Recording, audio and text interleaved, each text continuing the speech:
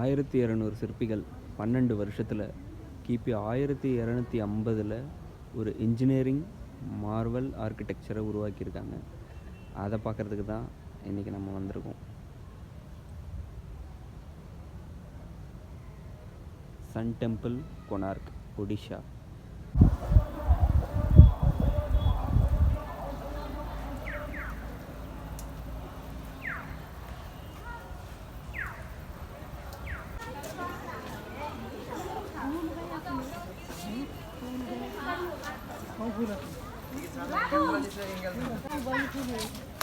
இந்த கோவிலோட நுழைவு வாயிலில் சிங்கத்துவாரம் அப்படின்னு சொல்லுவாங்க. இதுதான் லைன்ஸ் கேட்டு. இதில் ஃபஸ்ட்டு சிங்கம், அதற்கு கீழே யானை, அதற்கு கீழே மனிதன். இந்த இதில் சிங்கம் அப்படிங்கிறது வலிமையை குறிக்கிறதாகவும், யானைங்கிறது செல்வத்தை குறிக்கிறதாகவும் இருக்குது. இந்த வலிமையும் செல்வமும் அதிகமாச்சு அப்படின்னா அது வந்து மனிதனை அழிச்சிரும் அப்படிங்கிற கான்செப்டை விளக்குற மாதிரி இருக்கிறதாக இந்த சிற்பம் வடிவமைக்கப்பட்டிருக்கு.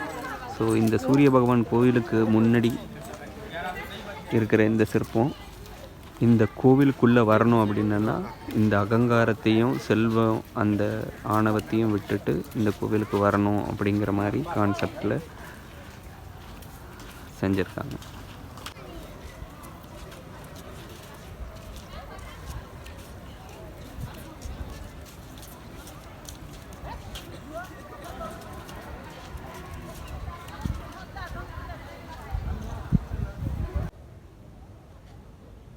இப்போ எனக்கு நீங்கள் பின்னாடி பார்த்துட்ருக்கிறது நாட்டிய மந்திர்.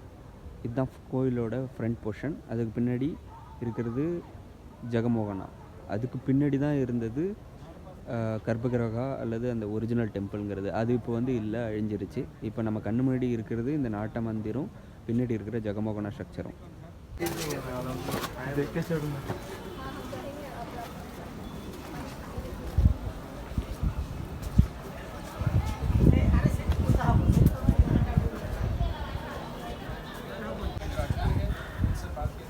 இந்த நாட்டிய மந்திர் இதோட வெளிப்புறத்தில் பல்வேறு சிற்பங்கள் செதுக்கப்பட்டிருக்கு. இது வந்து பெரும்பாலும் நாட்டிய முத்திரைகள். இதில் வந்து டிஃப்ரெண்ட் ஒடிசி, தாண்டியா, பரதநாட்டியம் அப்படிங்கிற டிஃப்ரெண்ட் டான்ஸஸோட முத்திரைகள் செதுக்கப்பட்டு இருக்குது. இதில் பார்த்தா நமக்கு மேலே இருக்கிறது தெரியும். இது வந்து தாண்டியா, இது எல்லாமே ஒடிசி முத்திரா. சில பரதநாட்டிய முத்திரைகளும் இருக்குது. கீழே பரதநாட்டியம், இது ஒடிசி. இந்த மாதிரி பல்வேறு நாட்டிய முத்திரைகள் இந்த நாட்ட மந்திரோட வெளிப்புற சுவர்கள் மற்றும் உள்புற சுவர்கள்லேயும் செதுக்கப்பட்டிருக்கு. இது பெரும்பாலும் இந்த என்டையர் நாட்டிய மந்திர் ஃபுல்லாகவே நாட்டிய சிற்பங்கள், நாட்டிய முத்திரைகள், இசை அதோட சிற்பங்கள் இந்த மாதிரியாக இருக்குது.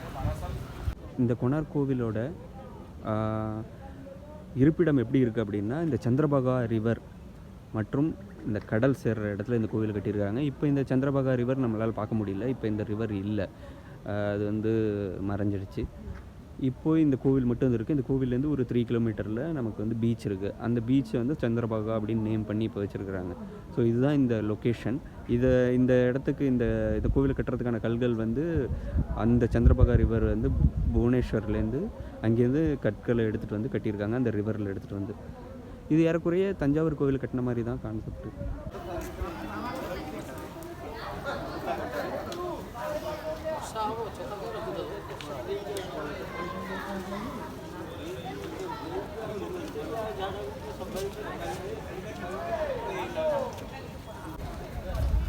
கோவிலோட வெளிப்புறத்தில் கிச்சன், மண்டபம் இதெல்லாம் இருந்துச்சு.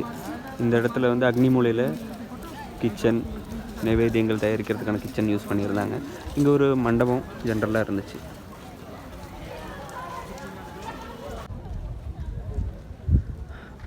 பெரும்பாலான பேருக்கு தெரியாத ஒரு விஷயம் என்ன அப்படின்னா, இந்த கோவில் ஒரு அடல்ட்ஸ் ஒன்லி கோவில் அப்படின்னு சொல்லலாம். ஏன்னா இந்த கோவிலோட வெளிப்புற சுவர்களில் முற்றிலுமாக இந்த ஜெகமோகனாவோட சுவர்களில் முற்றிலுமாக எரோட்டிக் சிற்பங்கள் தான் இருக்குது மேக்ஸிமம் பார்த்தா. அது இல்லாமல் சில வாழ்க்கை முறை சிற்பங்களும் இருக்குது. பட் மேக்ஸிமம் எரோட்டிக் சிற்பங்கள் தான் இருக்குது. இது ஆக்சுவலி ஒரு அடல் சொன்னி கோவில் அப்படிங்கிறது நீங்கள் இங்கே வந்ததுக்கப்புறம் உங்களுக்கு நல்லா தெரியும். சூரியனோட ரத வடிவில் கட்டமைக்கப்பட்ட இந்த கோவிலில் மொத்தம் 24 சக்கரங்கள் இருக்குது. இந்த சக்கரங்கள் கொனார்க் வீல் அப்படிங்கிறது ரொம்ப ஃபேமஸான ஒன்று. இதை நீங்கள் பல இடத்துல பார்த்துருக்கலாம்.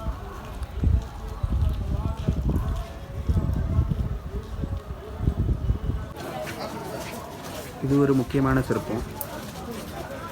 அதாவது குழந்தை பிறந்ததுக்கப்புறம் இதில் இருக்கிற இந்த சிற்பம் என்ன சொல்லுது அப்படின்னா, குழந்தை பிறந்ததுக்கப்புறம் ஆன்டிசெப்டிக்காக இந்த மாதிரி காலை விரித்து அதுக்கு கீழே தீ மூட்டி ஆன்டிசெப்டிக் பண்ணுவாங்க அந்த காலத்தில் அப்படிங்கிறது ஒரு முறை இருந்துச்சு. அதை விளக்குற விதமாக தான் இந்த சிற்பம் இருக்குது. இந்த மொத்த கொனார்க் கோவிலில் டேமேஜ் ஆகாமல் இருக்கிற ஒரே சக்கரம் இதுதான்.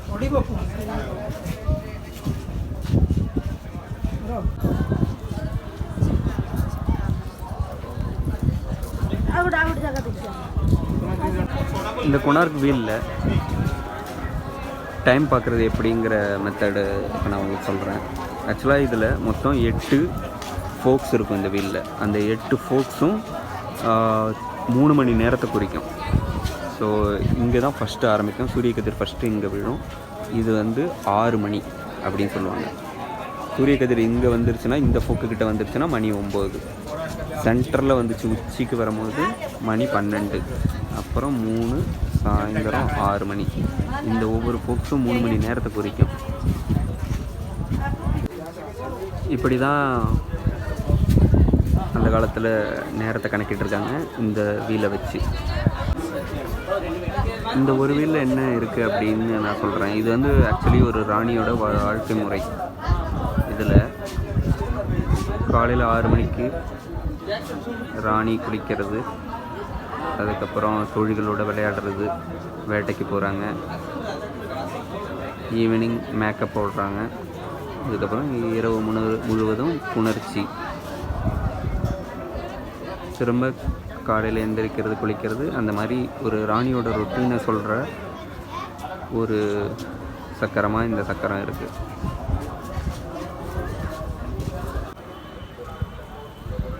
இந்த சிற்பம் தான் ஒடிஷாவோட ஸ்டேட் எம்பளத்தில் இருக்கிறது.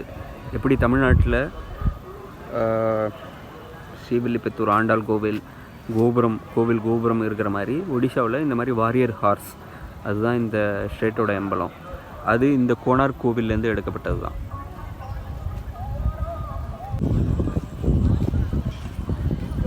இது ஜெகமோகனா. இங்கே தான் கற்பகிரகா இருந்துச்சு, ஒரிஜினல் டெம்பிள். அது இப்போ அழிஞ்சிருச்சு.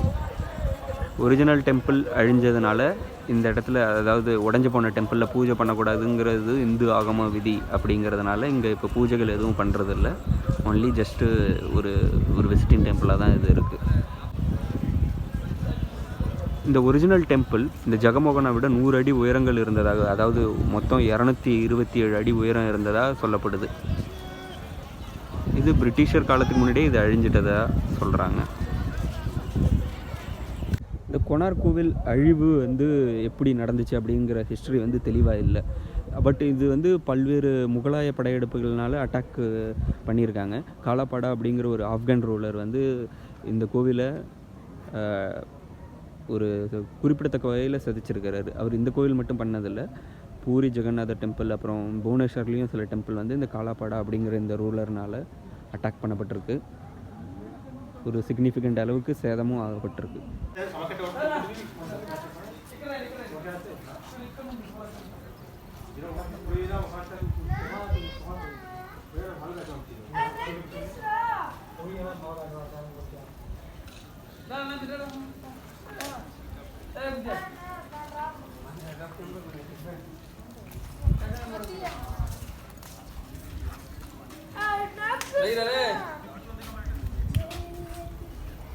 ಉಂಟು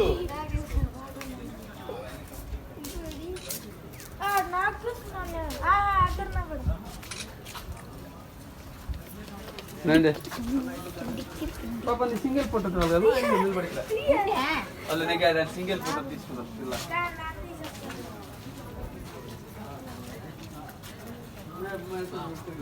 ಇಲ್ಲ ತಿರುಗು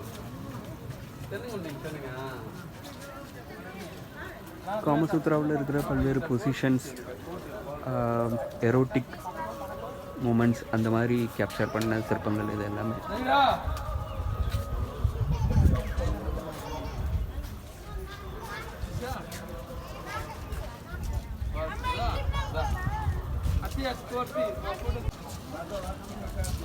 கோவிலோட வெளிப்புற பகுதிகளில் சூரிய பகவானோட சிலை இருக்குது. இது சூரிய பகவான் குழந்தையாக இருக்கும் போது எடுக்கப்பட்ட ஒரு சிலை வடிவம். இது மாதிரி ஒரு யங்காக இருக்கும்போது, ஓல்டாக இருக்கும்போது அந்த மாதிரி கற்பனையில் செதுக்கப்பட்ட வெவ்வேறு சிலைகள் இந்த கோவிலோட பின்புறம், தெற்கு மற்றும் வடக்கு புறத்தில் இருக்குது. கோவிலோட பின்புறத்தில் சிதிலமடைஞ்ச நிலையில் செய்யாதேவி, அதாவது சூரிய பகவானோட மனைவிக்கு கோவில் இருக்குது.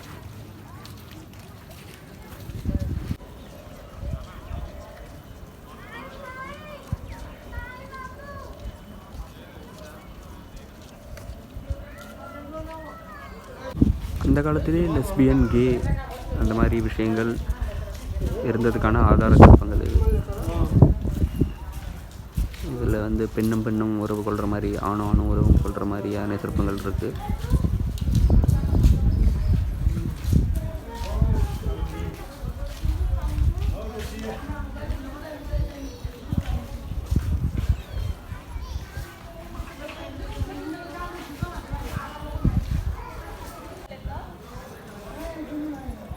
இந்த கோவிலோட வாசலில் இந்த பீம் தெரியுது. இது ஆக்சுவலி ஒரு ஸ்டீல் பீம், பார்த்தீங்கன்னாக்க தெரியும். இந்த மாதிரி தான், இந்த மாதிரி பல்வேறு பீம் வச்சு அதை வந்து ஒருங்கிணைக்கிறதுக்காக மேக்னெட்டை யூஸ் பண்ணி இந்த இன்ஜினியரிங் பண்ணதாக சொல்கிறாங்க.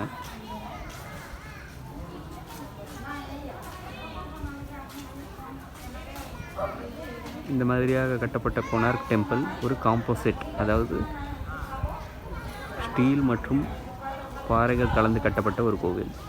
இதில் யூஸ் பண்ணியிருக்கப்பட்ட இந்த பாறைகள் கொண்டலைட் ஸ்டோன்ஸ் அப்படிங்கிற ஸ்டோன்ஸை யூஸ் பண்ணி இந்த கோவிலை கட்டியிருக்காங்க. இந்த கோவில் ஒரு காம்போசிட் ஸ்ட்ரக்சர் அப்படின்னு சொன்னதுக்கான ஒரு மிகச்சிறந்த எடுத்துக்காட்டை இங்கே நம்ம பார்க்கலாம். இது ஸ்டீல் பீம் கொடுத்து அது மேலே பாறையை உட்கார வச்சுருக்குறாங்க. இந்த மாதிரி தான் இந்த கோவில் ஓட ஒரு பேசிக் ஸ்ட்ரக்சர் வந்து வடிவமைக்கப்பட்டிருக்கு. இந்த கோவிலோட கர்ப்பகிரகம் சிதிலமடைஞ்சதுக்கப்புறம் நான் சொன்ன அந்த இரும்பு பாரெல்லாம் இங்கே கொண்டாந்து வச்சுருக்குறாங்க. இது வந்து பீம், இந்த பீம் வச்சு கட்டியிருக்காங்க. இதை வச்சு தான் சொல்கிறேன் இது வந்து ஒரு காம்போசிட் ஸ்ட்ரக்சருங்கிறது. அந்த மீதி இருக்கிற பீம்ஸு, சிதிலமடைஞ்ச பீம்ஸு, இதெல்லாம் கோவிலோட ஒதுக்குப்புறமாக வச்சுருக்காங்க. அந்த காலத்தில் எப்படி இந்த மாதிரி ஒரு பீம்ஸு, ஸ்டீல் ஸ்ட்ரக்சர்லாம் பண்ணாங்க. இன்றைக்கி நாங்கள் ஸ்ட்ரக்சரல் ஸ்டீல்லாம் பண்ணுறோம். பட் அந்த காலத்தில் இது எப்படி பண்ணாங்க, மேனுஃபேக்சரிங் எப்படி பண்ணாங்க, இது எல்லாமே ஒரு புதிராக தான் இருக்குது.